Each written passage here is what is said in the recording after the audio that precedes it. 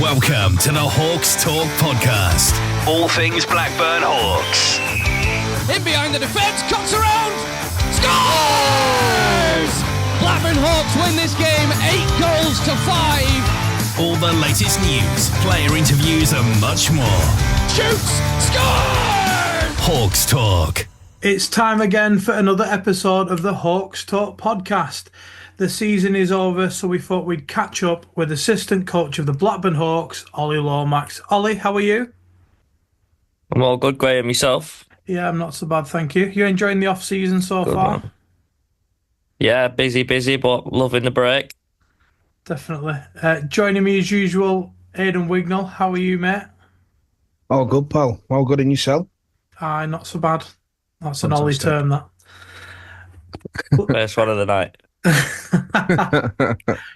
Let's just get straight into it then. The season's over. It's in the history books. We finished second in the league, runners-up in both the League Cup and the playoffs. Sadly, no silverware, but in my opinion, a lot of positives to take from it. How did you find this season, Ollie? Yeah, I thought it was a real step in the right direction of where we want to go and where we want to go on this journey. So to finish second in the league, that's our highest league finish in a decade. So we've got to take some solace in that. It's a tough league. And to finish runners up to a very, very good Billingham side who've arguably had one of the best seasons that they've ever had, and to finish runners up, it's not a bad thing. And we've got the bit between our teeth now. We had a taste of silverware a couple of years ago. It was nice, but we want more of that. So we're hungry going into the off season. So the season probably ended at the time that we're ready for a rest, but we're literally ready to jump straight back on the horse and go again. We touched on it when we spoke to Dom, and it'd be great to get your perspective of it as well. We've got some very talented guys in that dressing room at both ends of the sort of experience level. How important has that been both as a coach and for the room itself? Yeah, it's one of the closest knit dressing rooms that I've been a part of, both playing and coaching. And literally, when the season was coming to an end, although we had those big games coming up, we all had one eye on the season that's coming up and the work that we've got to do this summer when we all get back together. So we are all enjoying the break at the minute. It's great, the weather's great, but ultimately we know we've got to come into camp ready to go in July, August. But the buy-in that we've had from a lot of the roster, listen, let's rest, let's recuperate, and let's go again. I've already said once, it's literally going to be rinse and repeat. Let's get a new kit, and then let's go and get them trophies next year. There's been some fantastic games this year. Do any of them stand out to you, like ones that you'll remember forever? The ones that stand out to me, I said this to you when we spoke about the Northern League a couple of years ago, the Whitley Bay at home. I thought we was poor. I know you're asking me about great games, but games that stand out for me are the games that we lost. Nottingham at home, I'll be honest here, I just thought, and not only me, and I'll be honest here, and I think the lads thought that we were just going to get over the line somehow, and you've got to give credit to Nottingham, and they came and did a job on us. And probably the Billingham game at the beginning of the year, that probably came at the wrong time after the pre-season and stuff, but those games stand out for me. But that you can't really go away from that cup final. I know we came on the wrong side of it, but I've heard a lot of neutrals say that that's the best hockey that they've seen, and I heard Mikey Elder do a little bit with the radio after, and he said it was a credit to be involved, and both clubs really left everything out there. And unfortunately, there has to be a loser sometimes, but again, it's fuel to the fire going into next season. Yeah, definitely. I'd agree with that. They're definitely some of the best games I've watched at this level. That must have been quite a nervous couple of games from the bench. Yeah, that last game we probably just left a little bit too much work to be done at the end, and yeah, it's one of those if what or maybe the way we started the tie wasn't good enough. They did to us what we did to them last year, but if you look at the battles that we've had with the Stars over the last few years, it's a really, really healthy rivalry. Like, both teams are very similar. They've had the wool over us. We've had the wool over them. on any given night, and our head-to-head record, although they took it at the end, I think it was 4-3 in their favour over the 7 games. So we're probably going to be looking at going head-to-head with them again. So work to do, but they're the yardstick that we're aiming at. I'm glad you mentioned the Whitley game. 'Cause before we do this, I always jot down notes and stuff like to ask questions and things. And, to me, like you said about the Whitley game at home, did you not find in the first 2 periods that basically Whitley just camped out the full game? They had like all 6 men on their side of the blue line, and then they caught us on the counter. Did you find that at the time when you were managing and see it? And then, that third period, I think we took them to task, but we just couldn't score in enough time. Was that something you noticed during the game, or? Yeah, if you look at that game, if it was later on in the season, I think we'd have found a way to beat that system earlier in that game. But again, we it being earlier in the year, I just thought, well, we probably thought as a group that our skill level would take over that. But you look at the guys behind the bench. He's the greatest British ice hockey player of all time. He knows how to set teams up. And Whitley fans will probably agree with me. They've not had the best team and the best season this year, but what they have got at Whitley, they have a set of committed players, and they buy in up there, and they've come down to Blackburn and literally parked the bus to quote Jose Mourinho. But yeah, we probably left it a little bit too late. But again, that's cost us coming down the stretch, hasn't it? It has, definitely. I mean, like I say, in the first 2 periods, I don't think we hit double figures and shots on target. The last period, I remember it was 16. So, it just shows how much they broke us down in them 2 periods for that. And then, Yeah, like you said, literally. go on, sorry, Ali. Yeah, go on, carry on, mate. Yeah, literally they trapped up. So the term in hockey is just trapping up. So obviously they've put the puck deep when there's nothing on, and then when we're breaking out, they're swinging. The centerman's staying above the puck. The wingers are looking to trap us on the boards. So it was stuff like that. And obviously we're a very fast skating hockey team, but again, like you've got to credit the opposition. They came, did a job, and again, yeah, it did cost us coming down the stretch. Yeah. And then, looking at that weekend where we played Billingham at our home and we give them a good beating and then went up there and I think, they whitewashed us 9-0. How did that feel after that weekend? Like a bit of an up and down. Yeah, not great, but sometimes you need nights like that. I don't think that cost us in the long run. I think it was the No. games, the D-side away game, Nottingham, Whitley. Those games cost us. You can drop games in Solihull. I was fine with dropping that second game in Solihull. Good teams lose there. But listen, the Stars had a night that night. That Ian Brown had a night that night. It just happens, and we couldn't find an answer.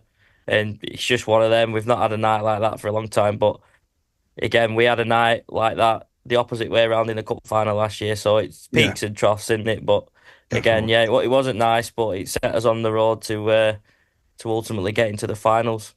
I mean, looking at that, like you say, look, one of our best games I think I've seen is the second leg of the semi-final in Solihull.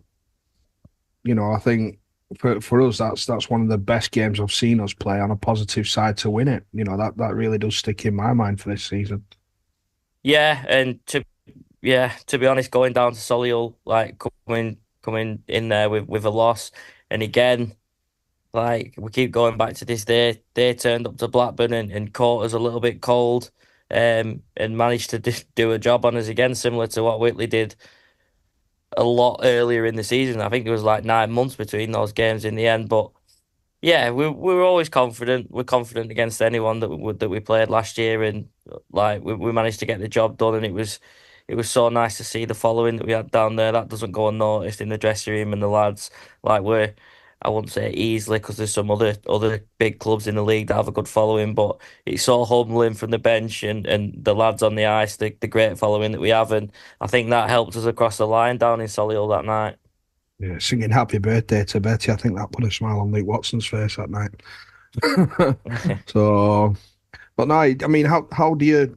I mean, I think a lot of the fans would like to be that fly on the wall in the changing rooms, before the game, as to, we're at 5-3 down. How do you build us up? How do you build the lads up for the rest of that game?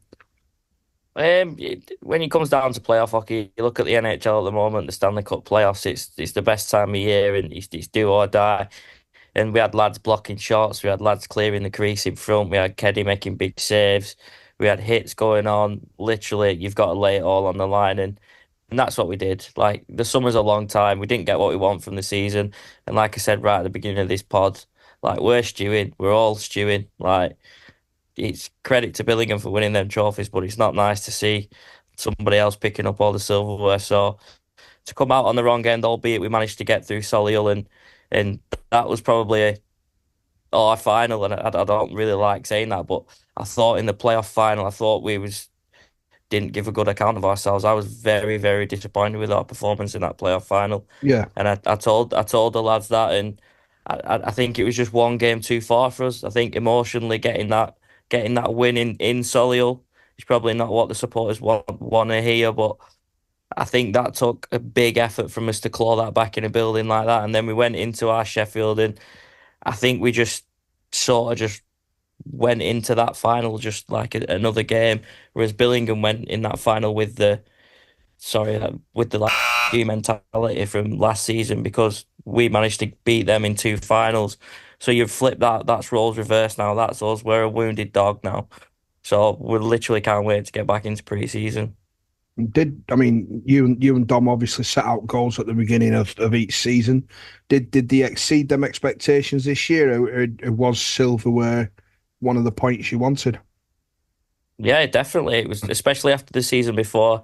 I put it into simple terms now. We we preceded the expectations the year before. Like it was great at the time and lifting two trophies and singing all the songs and the videos that went out, but no one expected us to lift two trophies in what was year two of Dom being at the club. And then the season that's just finished, arguably we had a better season, better team, better product on the ice, better league record, more goals scored, less goals conceded, better style of hockey, but ultimately we didn't get the job done. You look at the cabinet now and there's nothing in it, whereas last year there was. So yeah, we met our goals as in the style of play and league finish, but we've ultimately got nothing to show for it, and we're in this game to win trophies. So we probably did fall short last year. hmm It looks like you and Dom have got a good relationship with each other, on and off the ice as well. Are you learning off each other, or are you learning more off Dom? What's that like? Yeah, I mean we have become close over the last 3 years, but me personally, I'm a completely different person than what I was coming to the end of my career. Like I don't mind saying this now. Like when I was out on the ice, obviously a lot of people remember me as an antagonist. I'd do what it takes to win. Love Blackburn. That's not changed, by the way. I don't mean anything like that.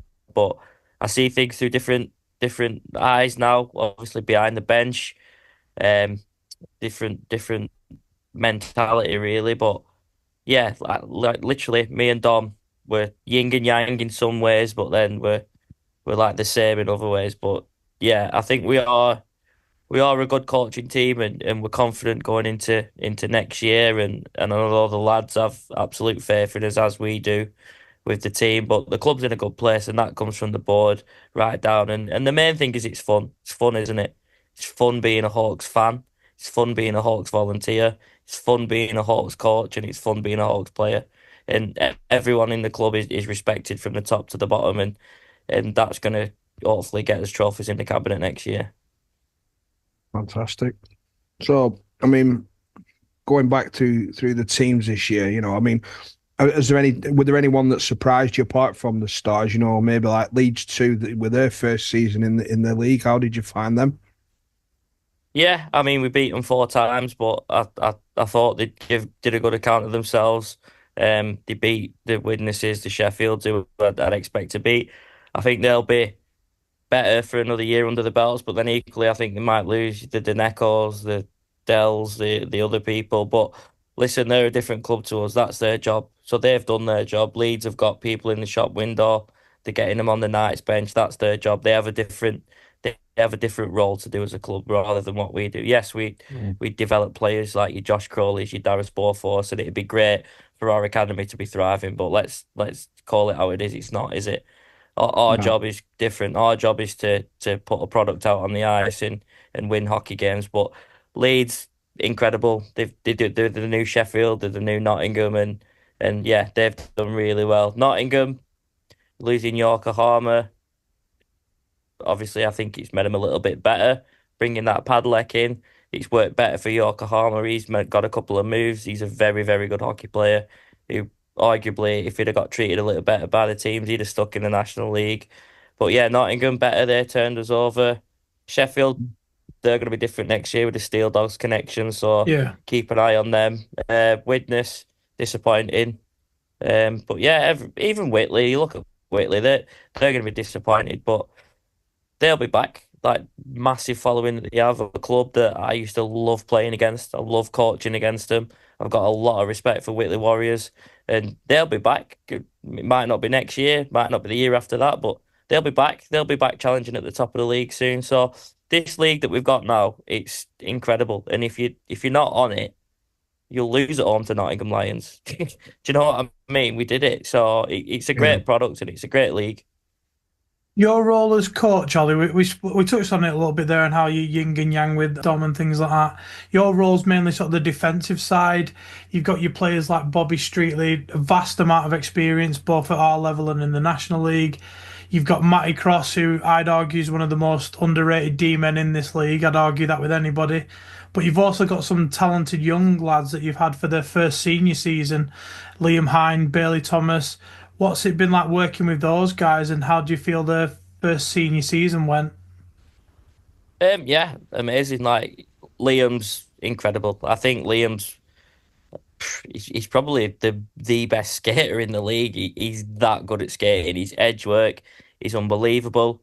His first pass is great. When he got that goal up in Whitley coming to the end of the season, I was absolutely buzzing for him and his family. Like I've been there. He's a kid that's come right through Blackburn and for me personally, like I care a lot about this town and this club. So to see someone like that who's devoted a lot of time into Blackburn ice hockey. So I've got a special spot for Liam. So he's been incredible. And Bailey had to wait. He waited for his 16th birthday. Solihull away. Dom was away on business, so I was taking the team that night, and I thought, you know what, you're starting here, kid. Get yourself out there.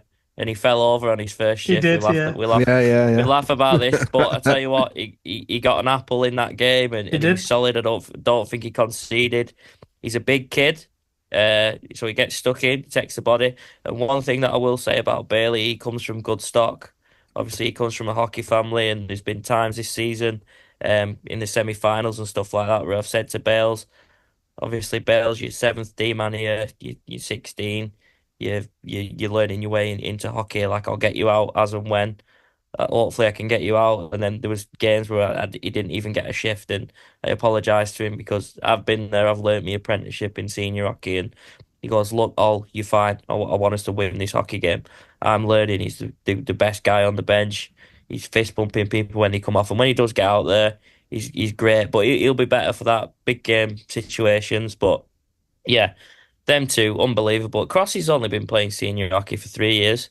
You look back, you look how he carries the puck Yeah, and stuff like that. He's an unbelievable defenseman. He moves the puck really well, and then Bobby, I rely so much on Bob. Like the amount of minutes that he played coming towards the back end, it's scary, really. Like like the rest of the decor won't mind me saying if Bobby's fresh, Bobby's going, killing those penalties. He's anchoring the power play on his unit, and he's coming into his own now. Like he's an experienced player in this league, and he's one of the leaders in the room. And you need a player like that on the blue line. definitely, definitely. One other end of the ice, so that the forward side of things, there's been some additions in that side as well. So your Liam Charnocks and obviously Andrew McKinney as well. What did they add to the team, do you think, versus how we started the season? Accountability. That's the biggest word for me. He comes to work every single night. I'm talking about McKinney here. He came in. He's going every single night, every practice. You can tell he's practiced 4 times a week in the Elite League down in Guildford and at Manchester. Every puck's flat. We complain about the ice in Blackburn, which isn't great, but little things like he settles the puck flat and passes it flat. Every drill he's going hard, and then someone who speaks like that in the room about situations, the semi-finals, the finals that we've got in, he says never get too high, never get too low. And there's been times where we let McKinney address the room because, like I said, when he talks, he listens. And one thing that Chance brings is work rate. Like, he's a dog. That's the best way of describing him as a dog. I would have hated to play against Chance. I did play. Well, I probably would have liked to play against him. Actually, it'd been quite fun. But like, I played against him when he was younger. But listen, the puck goes in the corner. Chance is either getting that cycle going or he's coming out with it. But again, 100%. he's doing the little things, the little 1%ers, the block shots, bearing down on draws. If you don't win the draw, don't lose it. Little things like that. If you're on the wall, making sure you're tying up. Smart plays, but the smart plays that those guys do, the younger boys pick up from that. Like, you look at Dara this year, like, he's had a great breakout season. Like, we don't know if he's going to be with us next year because I'm sure he's going to get some opportunities higher up, but he'll be better off by learning from players like that, like your Jakeys, your Barneses, even your Rids. Like, they've been around a long, long Yeah. time. Aaron Davis, they've all been around a long time, but these kids, they've had such a great apprenticeship. I know it's cliche, but this season sort of been the beginning of their apprenticeship into senior hockey, and they've done amazing. But those two guys, unbelievable. And while we're talking about forwards, you mentioned it earlier that we've scored more goals this season, 242 in the regular season versus 162 last year. That's an impressive jump. Yeah, it's not so bad, is it? Not It's bad because at we all. practice. It's because we practice power play for 40 minutes every week. No, I'm only joking. But no, listen. You've got Adam Barnes. You've got McKinney who can pick the corners. You've got Aaron who can get in front and still get them dirty goals. Charns, Darius Borforth scored 20 plus. Even like Rids has probably had a bit of a down production compared to his year before. But even Rids can find the passes. He gains the zone. He very rarely gives the puck away. And like Lee Pollitt, like you look right through the roster that we've got last year, and if I'm being honest, it's no secret. I know we're starting to announce some players and stuff next year, but like, this isn't news breaking. The roster's not going to be that different next year. Obviously, it's exciting seeing these names back. Yeah, there's going to be a few changes. There's going to be some people leaving the club. There's going to be some people joining the club, but ultimately, we're literally locked and loaded and ready to go again. To kick off the off season and also to round up the end of last season, you headed to Benidorm, didn't you?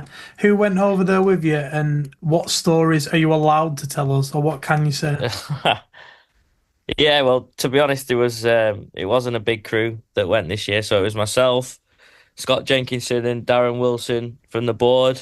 Beth came, Beth Ferris, head physio, and then Lee Paul. So there was only five of us this year, but yeah, no, it is an absolute time. A lot of people have obviously been out to Benidorm. It's cheap as chips. You can get a full English and fish and chips and Mackey's whenever you want. Five beers for €10. It's great. It's to be honest, nothing silly. Like, you're together for 10 months of the year. You finish. It's great. But what better way to jump on a plane, get somewhere sunny, crawling down the beach, down all the bars, just sitting there. One thing I will say is Darren Wilson loves a full English. One day he had one day he had two full Englishes in a day. Fair play. But Good and then lad. he got locked in disabled toilet in one of these new bars. So this new bar had opened, this Irish bar called the Shamrock. And we sat around this table. Darren goes, just gonna go to the toilet. We're like, yeah, yeah, no worries. I think we just had food. And then it was like, where's Darren? Like, how long's Darren been gone? And then I think he'd been ringing, but no one had picked the phones up or anything because we was just chatting. And then he rung my WhatsApp, and then he started going, and he was sat on the disabled toilet. He's like, oh, I'm stuck in the toilet. I can't get out of the toilet. So me being me, I'm like, right, I'll come and get you. So he left it another 10 minutes, left him stewing. So then we goes up to the door, and we're like pulling at the door, pretending to be the barman. And then he's like, no, I'm stuck. So then we got this Scottish fella who worked at the bar to like let him out. But like, I'm not embarrassing him, but he'd been in this disabled toilet, but he'd actually been to the toilet.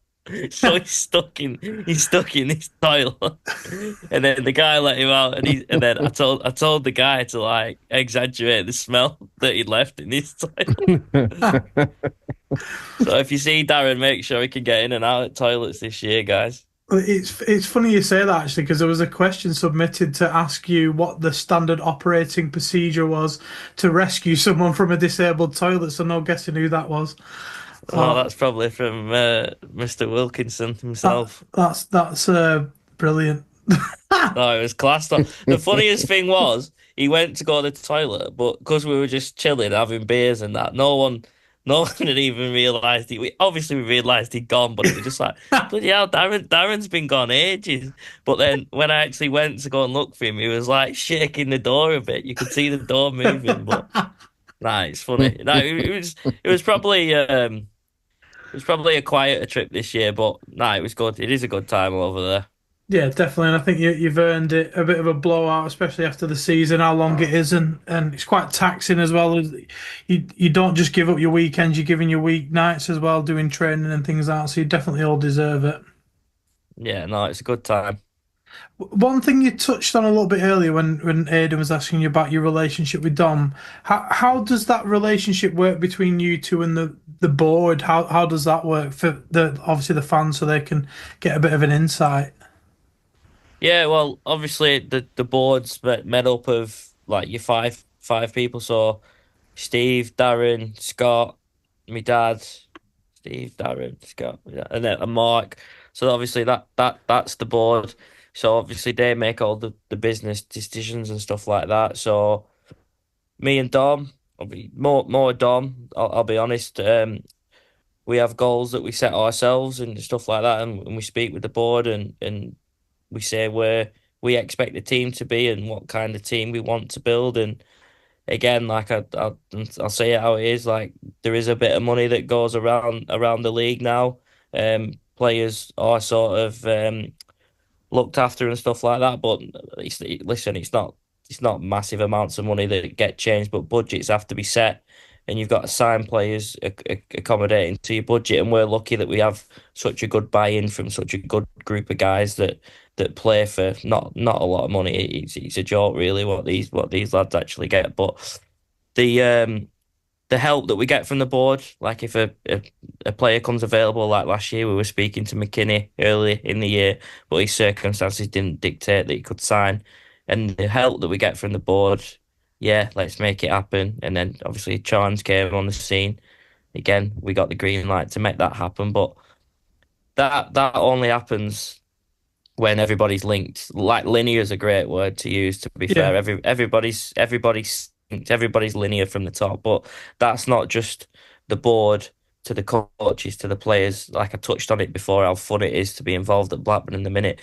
The greater the greater community at Blackburn, like what you guys do on the podcast, it's great. Like I listen to everyone, it's so professional. Like it's great the merch that we have, the work that Nicole does. Obviously, she's my wife, but like the work that she puts in, it's unbelievable. Like she's head of social media, but she orders the equipment, she orders the merchandise, she sorts yeah, the kits out on like raffle nights, special theme nights. She organises that. People like Lance, stuff like that. He's hands on. Like my dad, Ali, people like that. But everyone who's involved in the Hawks is appreciated.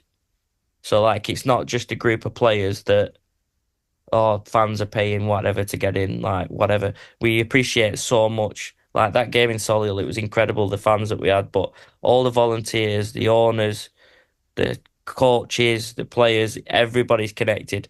So when we get started next year, it's going to be such a fun year. Like obviously we hope we're competing at the top end of the league and we're going for that league, make no mistake about it.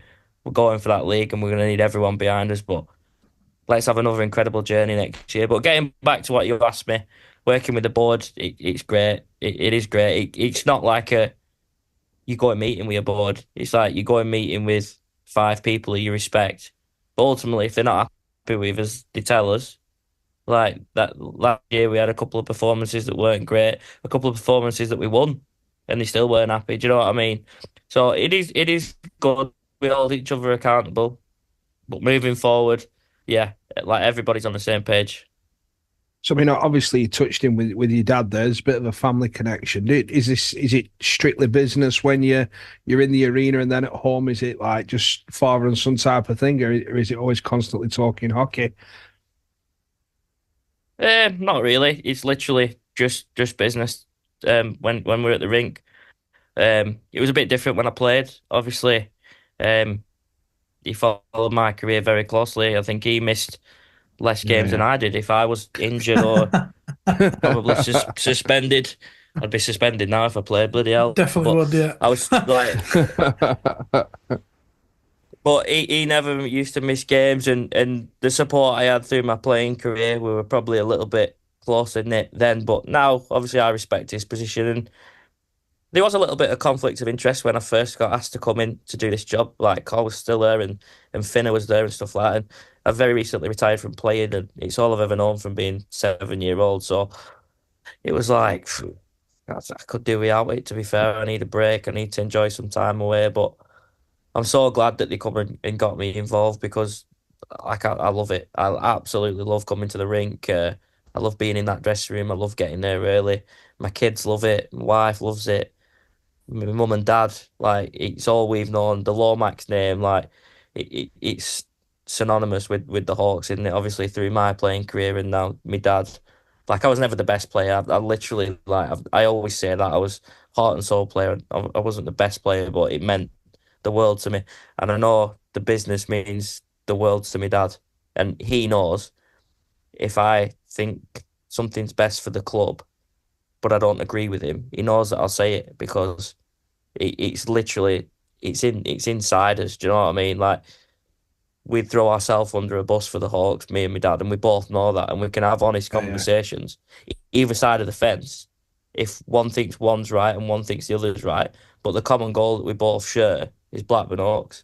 Like the times when I've won trophies as a player, like hugging my dad at Dumfries when we won the playoffs, I've got a great picture of that when we won in Sheffield last year, there's no better person to share that with than my dad, who's drove me a million miles around the country, and to repay him now by being involved with such a good team that puts a great product out on the ice and the business that we've got going, it's good. But to answer your question, yeah, it's probably more just business related now than what it was when I played. yeah. Brilliant. And I think you touched on it earlier on with the beginning of last season with the friendlies. I think we only had one, and that were against Sutton Sting, which was like a 17-goal murdering of them, really. Have we got anything in the pipeline this year that the fans can look forward to pre-season, or is it still a talking to period at the minute where we're trying to get people interested? Or I think that's a long way away. To be fair, like there's teams who haven't even like had a break from last year. Really, like teams only finished three to 4 weeks ago. I think that's a conversation to be had in maybe a 2 months time. But yeah, the prep definitely needs to be better next year. But that's not our fault. Last year, that's not the board's fault. We were trying to get opposition. We had national league teams who was going to play us, and then ultimately they got a better offer to play someone else, so they're going to take that, and that kind of left us a little bit short. And you know what? Hats off to Sutton Sting. Like they put their hand in the ring and they came and played us. But yeah, I think that's one thing that we can learn from, rather than just giving the fans and the everyone a glimpse of the team playing against not like a team from division below. It wasn't the greatest prep. And that's no disrespect to Sutton. They came and they worked hard. But yeah, that's one thing that we on the board will have some strong opposition for us to face come July, August, yeah. I mean, I had maybe signings. August, September. I had signings written down, but I think you've already said about that we're expecting another couple in. We've announced two big names this week, we Andy and Adam as well. But when we do bring people in, like we noticed there's a couple of two ways in there. What I mean, development wise, I think it's great. But what's your own personal feeling on two ways we players? I think it has to benefit both the player and both the clubs involved in the situation, and all situations are different. Be it if that's a kid who's going to go and sit on the bench versus a kid that's going to play top end minutes with a team that's challenging for the league and that's playing on special teams, playing power play, playing penalty kill, stuff like that. I think it's if a player's going up and they're taking a position that's going to warrant them playing minutes. I think it's our, I think it's what's the word? I think we have to do that. It's our duty to let them go and let them play the minutes in the higher league. But the situation has to work in the favour of both clubs, like I said. So I use the example of Billingham with Spraggan. They've played that absolutely perfectly. And that Spraggan, he's been the best defenseman in the league this year. He's won them games. And if Hull and Billingham are playing on the same night, no matter who Billingham are playing, Spraggan's playing for Billingham. And I have to give the Stars credit for doing that because it's hard to do that when the Seahawks will be on the phone, no doubt. And then again, credit to Billingham again for letting him go now in the summer, and he's earned that move. So I think they've played that perfectly. But for ourselves, like Dara went come the end of the year, he went and played a few games with Leeds, um, which was great. And I think he picked up a winner's medal, got his John Terry Chelsea kit out down in Romford, I Yeah, think. And then Krols, you look at Krols. Krols was an absolute animal for us the year before. And then last year he was a little bit in and out with injury at times. But when Telford came calling, he was going to play. The kid's going places. So it's our duty of care to let Josh go. And we're probably not going to see Josh in a Hawks uniform this season because he's going to be on to bigger and bigger opportunities in higher leagues. But I think it has to work in both clubs' favour. But for me, moving forward as a coach, and I'm sure Dom agrees, in two ways, we sort of have to have the call depending on who we're playing on that night. So I hope that answers your question. yeah, that's great. Um, and what about, we're looking at sponsorship this year as well. Are things looking good for the Hawks sponsorship wise, or is that something that's in the director's sort of remit there?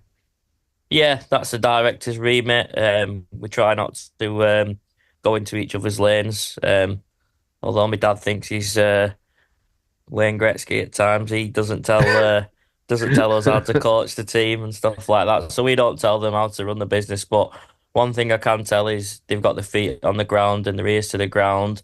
They're going in businesses in and around not just Blackburn, the whole Lancashire area. And yeah, sponsors are going to return in from last year. We've already got sponsors coming back, and obviously we spoke about money earlier in the year, which it's no secret. Teams around the league have budgets, as do we. So every penny helps. So yeah, they're doing really well to enable us to build the team that we can. Yeah, it's a bit of a shameless route, really, because I think we can give it a plug that if you are interested in sponsoring the team, do probably get in contact with Graham, with Scott, with Stephen, anyone like that. Get your names on a Hawk shirt, get your names mentioned on a match night as well. Talk about match nights. What was your opinion on the theme night at the end of the season where we let everybody in for free? Did that sort of crowd and buzz tell on the players as well? Were they buzzing to like playing in front of like 1,400 people? Yeah, I mean, what other club in any league in this country is going to do that? No one, like literally no one does that. So to coin the phrase "we lead, we don't follow," the Hawks are very good at doing stuff like that, and the opportunities that we give people and stuff like that. It's great. The stuff that we're doing with the academy and all stuff like that. It's really really good to see. So yeah, I mean, going back to the Solihull game and what day we were playing on and stuff like that, it wasn't really good. So the fans got messed around a little bit there. So to reward the fans after all the loyal support with a free game, and let's not beat around the bush here. We spoke about sponsorship and money and how everything's a business. The board literally turned down thousands of pounds that night, and it is literally thousands and thousands of pounds. But one thing I will give Hawks fans credit for is we broke even. What other club is going to play at home, not charge anybody for entrance, and still break even with your ice fees through merch sales alone? Because we get no secondary spend on food, beverages. That is literally just merch and raffles and stuff that we did. So thank you, thank you, thank you, all the people that came and supported that. The 50-50 was amazing that night. The wider hockey community in the Northwest, and I think we're going to get repeat business from that. Probably a very, very smart business move from the board looking back at it now. So, yeah, hopefully we'll get some repeat business back from that. But all credit to the board for doing that. Yeah, Cherry said she didn't stop on the merch stand all night. I think they did the tennis balls and the 50/50s, and then Cherry were just constantly up and down selling stuff on there. So, it's great stuff that all that went. Yeah, well, What? stuff like that doesn't go unnoticed, Aidan. I know I went back to it No, before about everything that everybody does, and literally stuff like that. Everybody's so grateful, and that includes all the players. So hats off to everyone on that night. definitely, definitely. What are your plans for the summer anyway? Have you got some rugby chucked in there, or you going on holiday, or what's Ollie doing during the summer? Yeah, so obviously it's our awards evening this Friday, so it'd be nice to see everybody down there, and hopefully a lot of supporters will be there. It's always a great night to celebrate the season that we've had. So I'm very looking forward to that. My dad, Dom, and a few of the other gang have just landed back from Morocco today. I know they've had a good week golfing. Obviously, a few of us have been to Benidorm, but myself and the family were off to France on Wednesday to watch Wigan in Catalan. So we're going watching them in Perpignan. But to be honest, it's just Freya, Freya, Freya with us. Football, Monday, Tuesday, Wednesday, Thursday, games Saturday, Sunday. But she loves it, and the smile on her face when she plays and stuff like that is great. So very football dominated our household at the minute, which it's great. She's getting some really good opportunities. Oh, fantastic! So you never know. See you playing for England in a couple of years' time. Maybe. Fingers crossed. Uh, So, some other news around the Hockey League then as well. Former Blackburn Hawk James Parsons, or Snip as we know him, he's retired from the D-side Dragons. Firstly, just want to congratulate him on his career and thank him for his service as a Hawk. But he's got a testimonial coming up, doesn't he, Ollie? Mm. Yeah, and what a beauty Snip is. He's an absolute legend of a guy. And I was so glad that we got him for a year when D-side was short, and there was no questions asked when D-side opened back up. They'd be going straight back there. He's been captain there for a long, long time. Holds the leading points, goals, everything. Very similar to what Aaron's done in Blackburn, but he's literally the glue. Like this is no dig at D-side or anything. I think what they're running now is a very, very good professional organisation. But they've been up, down, sideways, Flintshire Freeze, D-side Dragons, Division Two, Division One, ceasing operation, then they're back. But the one constant is James Parsons. Literally, he is Mr. D-sided. Loved playing against him, loved battling with him, loved coaching him, loved spending time with him. And yeah, if anyone deserves a testimonial, it's him. And I urge all Hawks fans to go and support him with that and get your hockey fix because it's going to be coming up to everyone getting back into the groove around pre-season time. So go and support Snip, go and spend a few quid, get down that M56 because he really, really deserves it. He's a top bloke. Yeah, have you got a great date? guy. Have you got a date and time on that, Ollie? It's the 26th of July, which I believe is a Saturday, and I'm not sure on the face-off, but I have seen the Dragons have shared it. I think it'd be 5 p.m. face-off, something like that. But I really do urge all the Hawks fans to go and get behind Snip because he's one of the good guys. Yeah, I was talking to him at the playoffs. Between one of the games, he's always got a smile on his face. Yeah, No matter yeah. whenever you see him, he's always got a smile on his face. Well, even when we were there and we beat him and spoke to him after the game, he was still smiling and asking if we're going down there. So he's a great guy to talk to and always there. So yeah, definitely get yourselves down there, Hawks fans. Let's give Parsons the see off he deserves, I think. Loves a red helmet. Yeah, but people forget how good of a player he is, but that he was. Like he'd always pop up with big goals for D-side, and he can be a little underhanded bugger as well. Like Yeah. he'd do anything to win, Yeah, and yeah. I respect that in a player. That player's sort of gone now. Like the new age, like you can't police the game yourself. Like he wasn't really a fighter. I wouldn't say he was a tough guy, but won't back down from anything. I know he's been run from behind a few times and stuff like that. He always bounces back up, and he's always in the crease. He's always hacking and whacking. And he's another, probably similar to Charn's, puck goes in the corner and Snip usually came out with it. I'd argue that we got the best out of him the season he was with us. I think he played. That was his best season that I've certainly seen him play. I'll be honest. Yeah, I mean, that was the season where I took temporary head coach for like the rest of the season from just before Christmas. And first thing I did was slap a letter on his chest. He's that sort of guy. But even like Wayne, when we had Wayne, he's Yeah. another beauty. He's another good guy. So yeah, like I said, go and support that. He deserves it. Staying away from hockey a little bit more, in a couple of months, we've got the annual Blackburn Hawks Golf Day, which is something that you put together along with a few others. Do you want to tell us a little bit about that? How everyone can get involved, when it is, how can they play? Yeah.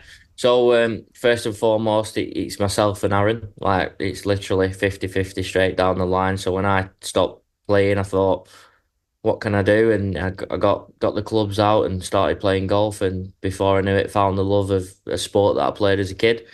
So then I thought, let's do a Hawks golf day. My first real thought was for like alumni and stuff like that. But then I just thought, you know what, let's open it up and stuff like that. So the first year we got it off the ground and we managed to fill it, but it's grown year on, year out. We're into the sixth edition this year, and the sponsors that we get and the sponsors that we do get are repeat business then with the Hawks, and like it goes hand in hand. If some people come watching hockey who play golf, you jump on the golf day. We've had teams from other teams. We had a few Solway lads. We've had Solihull lads coming down and stuff like that. So the details on it this year, it's 15th of August at Blackburn Golf Club. There is very few places remaining.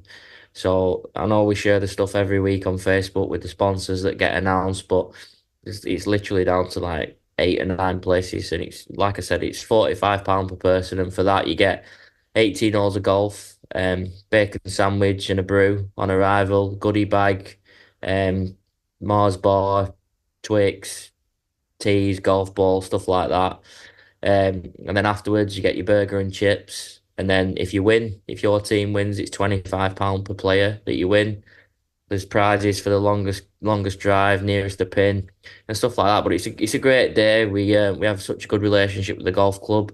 They let us sell our own alcohol out on the course, which is phenomenal, really. But we always make sure that we purchase drinks before and after at the bar, so they're quids in as well. And then obviously the raffle tickets that we sell. But every single penny that goes into the golf day, we get decent green fees, so we make a X amount on every player that's golfing. But every single penny that we make goes into the next year. So 2024 pot that we had, we're adding to that now with new players joining, sponsors, stuff like that, and then that all goes into the raffle.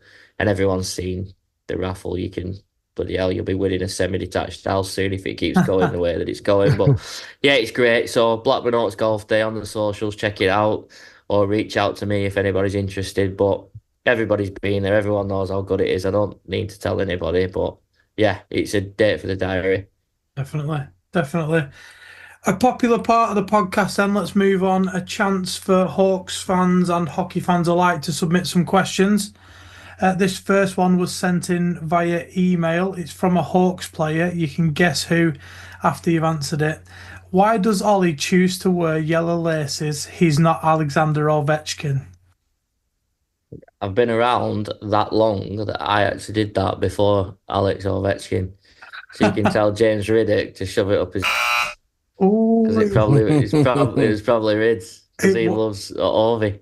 it wasn't. It was a certain Mr. Andrew McKinney. Oh God, he should probably remember. This next one was sent in again via email, but there was no name on it, so sorry I can't mention who it was. What's been your favourite theme jersey this year?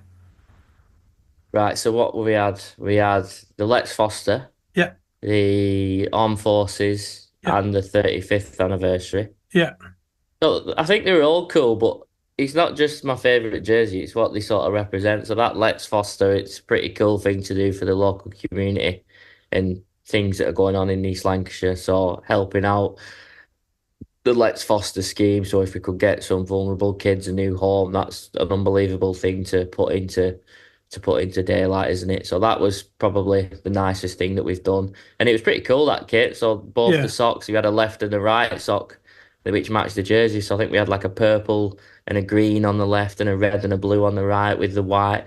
So that was pretty cool. But the nicest ones, obviously the Armed Forces ones are always sick. Like, I don't think you can ever do a bad Armed Forces jersey, but it's got to be the 35th anniversary ones, hasn't it? Yeah, They're pretty clean. Yeah. They were nice them, and obviously someone who's been around as long as I have, it means a lot to see that the club's doing so well in what was an anniversary season or what we're going into now. yeah, definitely. I'd agree with that. That I've seen left. the jerseys for this year, by the way. Oh, I have seen the jerseys for this year. Very, very clean. I've heard that. I've, Clean. I've, I've That's all I'm seen gonna say. I've seen the Whites at proposed home, one. whites at home, darks on the road. Clean. That's all I'm gonna say. I've seen the proposed warm-up one as well, and if it's still the same one, then that looked very nice as well. Insider info. Yeah. Oh. Warm up. The jury's out on warm up for me, but the home and away ones, warm ups, you've always got to do something funky with, which the club have done, and it's pretty cool. But the jerseys this year, yeah, you're going to be impressed. The nostalgic but modern, if that makes sense, Yeah, with a modern twist. Yeah. that Let's Foster one, that was cool. And I remember doing the media video with Nicole and the players beforehand, doing the Let's Foster promotion. It was so funny because they were all like so nervous, sat there reading these scripts that we'd written. It was funny. It was good to do that. I enjoyed that. That wasn't when Luke Riley forgot the short covers, was it? That was when we were in Vegas, wasn't it? Oh yeah, no, that was for the 35th no. one. See, Yeah. that's what happened. That's what happens when Nicole's not there. Do you know what I mean? 1000%. I fall to pieces when she's not here. Next up, a question on Facebook from Dan Randall. What can fans do to help support the guys more on the ice, i.e., more chants, etc.? Just bring your mate, bring your partner, bring your mum, bring your dad, bring in someone from work. Because as soon as you know it, you bring them. They enjoy it.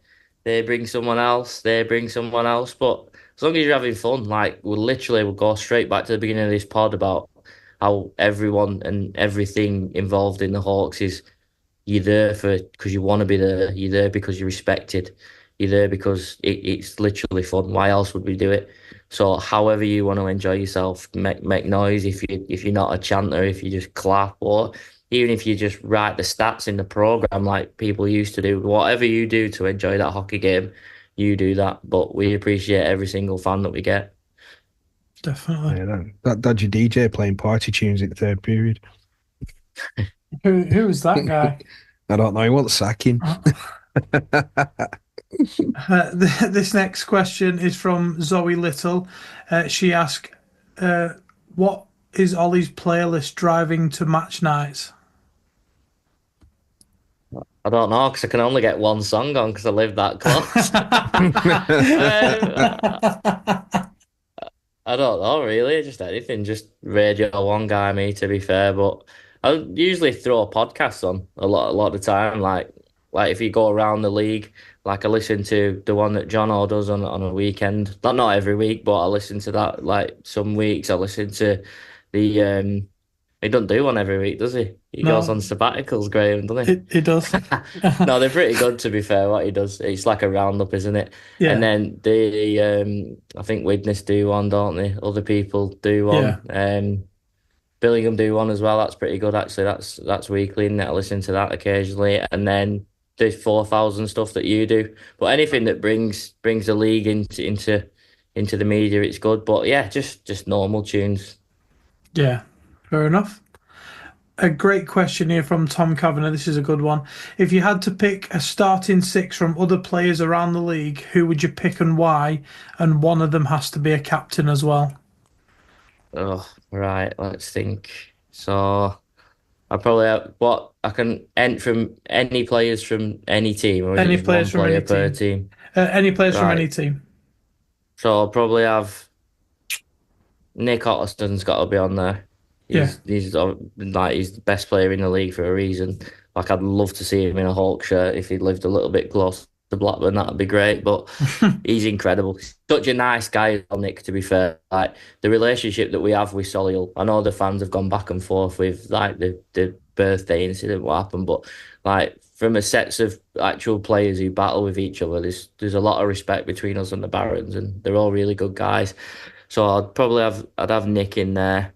Like Dean Holland, me. Like I go back a long way with Dean, and I know he's coming towards the end of the career now, but he used to drop the mitts and he'd do anything. So this probably isn't going to be like the best lineup. I'm just thinking of players who I respect and I Yeah. like playing with. So I'd probably have Dean on there. Trying to think. I'd probably D wise, probably Spraggan. Unbelievable kid, great skater, moves the puck really well. Um, Trying to think who else.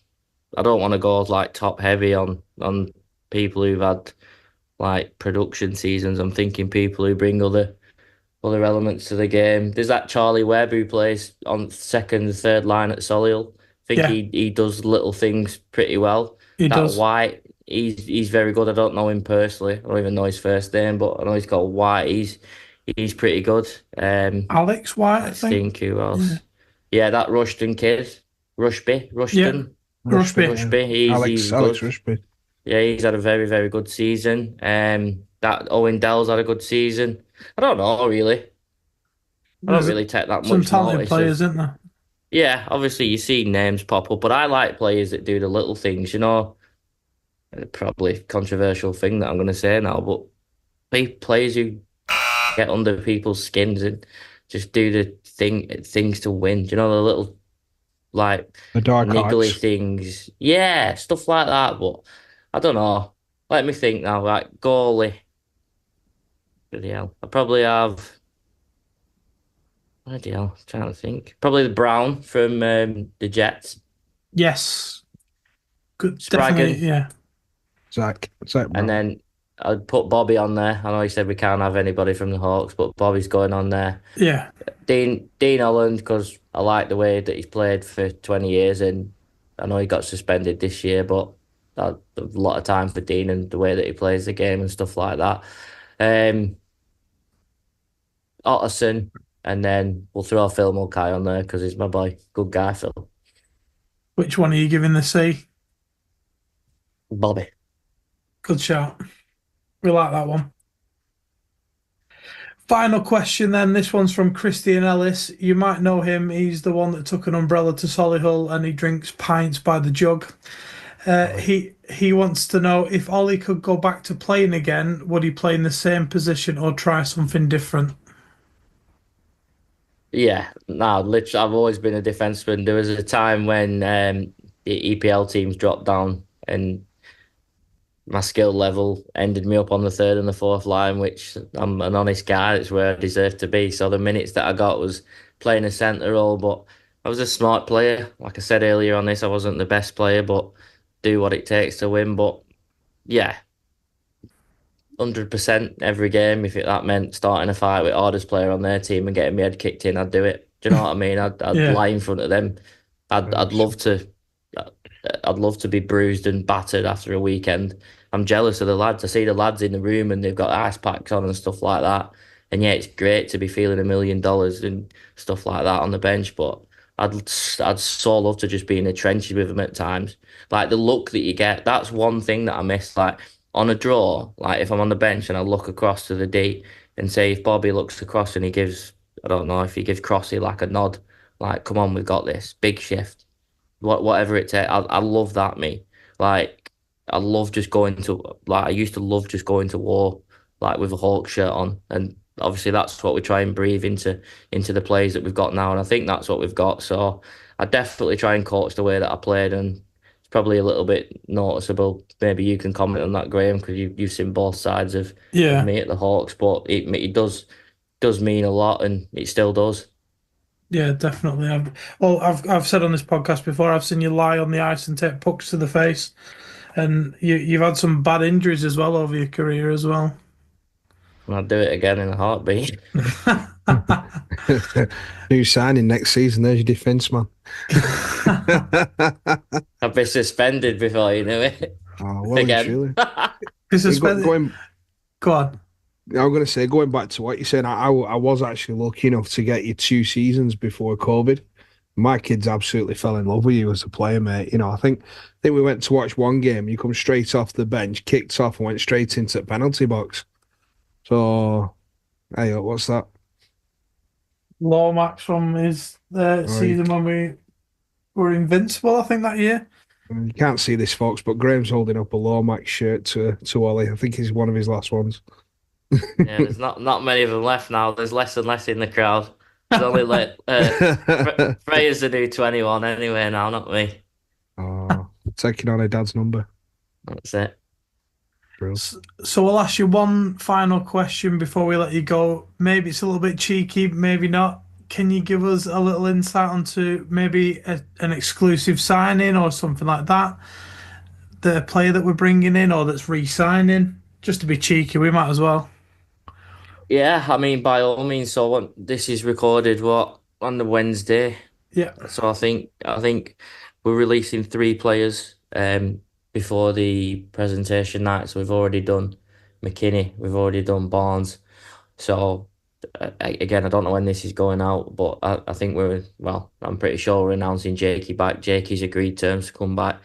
So Fantastic. Magic Man's back for another year. Like he was our go-to guy last year, like he has been. Like I know we spoke about this, me and you, in the past, Graham, how he's had to carry the offense, but Yeah. the last couple of years he's had some people with him, like some people who can help put the puck in the net, and Jakey went to another level next year. So to have him back, and he could go and play anywhere in this league and the league above. So to keep getting him back to Blackburn is incredible, and yeah, it's going to be great to have number 20 back again.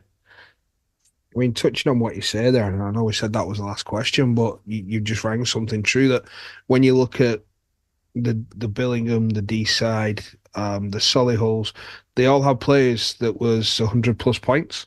But with Hawks, it was shared out so much. Do you think that gives a precedent to the talent that we've got there, that we don't have to rely on your Ottersons, your Browns, your Vukowskis? You know, we have got that spread of talent where they can share the points about, and we're not just thinking, you know, we'll get the puck to Jacob all the time. Is that something that's good for us as well? Yeah, no, you're right there, Aidan, and like I know Jakey well, and it can't be easy being like the go-to guy like he was when we first got him on the 2-way with the Storm and stuff. But yeah, you look at the people, like I don't need to rhyme names off. Like everybody knows how good our lineup is and what we can do. But one thing I will say is I spoke about how good the league is, but I don't think you should have multiple players getting over 100 points off a 36 game season. To be honest, that just goes to show how much they relied on their other teams. And I know, like, we're pretty spread out and stuff like that. And if you give me 100 point player, I'd snap your hand off. I'd be foolish to do that. But I don't know. I just think over 36 game season, what's that like? Over nearly 3 points a game. Yeah, just goes to show that those players are sort of running up the goals against the weaker opposition and stuff like that. And that's no disrespect to them people who've put them numbers up. Like you have to do it and stuff like that. But yeah, I just thought it was a bit of a strange stat to have that many over 100. But fair play to those guys. Valid point. Very valid point. Well, that's all we've got time for. Thank you once again, Ollie, for coming on the podcast. We love having you on. I can't remember how many times you've been on it now, but I think you're the most appeared person on this podcast. So thank you for coming on. All the best for the summer, and we'll see you back in pre-season. No, thanks for having me. I enjoy coming on anytime, guys, and keep doing the great work that you're doing. And it's always good to hear you guys speaking to the new guys that we get bringing in every year. So the new guys that we do bring in, I'll make sure I point them in your direction. Brilliant. Cheers, Thank you very much. Thank you. Cheers, mate. Bye-bye. See you in a bit. Hawks Talk.